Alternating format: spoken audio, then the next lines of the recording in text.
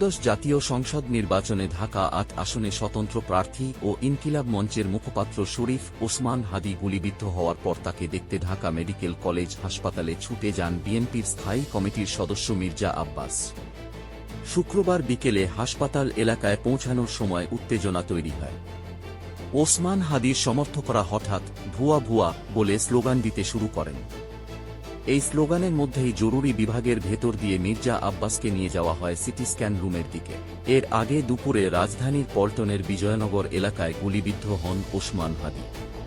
চিকিৎসকদের প্রাথমিক তথ্যে জানা গেছে, তার বাম কানের নিচে গুলি লেগেছে এবং তার অবস্থা আশঙ্কাজনক। ঢামেক পুলিশ ক্যাম্পের ইনচার্জ মোহাম্মদ ফারুক জানান, দুপুর ২:৩০টার পরপরই গুরুতর আহত অবস্থায় তাকে হাসপাতালে আনা হয়। এদিকে রমনা বিভাগের ডিসি মাসুদ আলম বলেন, তিনি গুলিবিদ্ধ হয়েছেন বলে খবর পাওয়া গেছে, তবে ঘটনাস্থল সম্পর্কে পুলিশ এখনও নিশ্চিত নয়। ওসমান হাদীর সর্বশেষ শারীরিক অবস্থার আপডেট পেতে হাসপাতালে অতিরিক্ত পুলিশ মোতায়েন করা হয়েছে।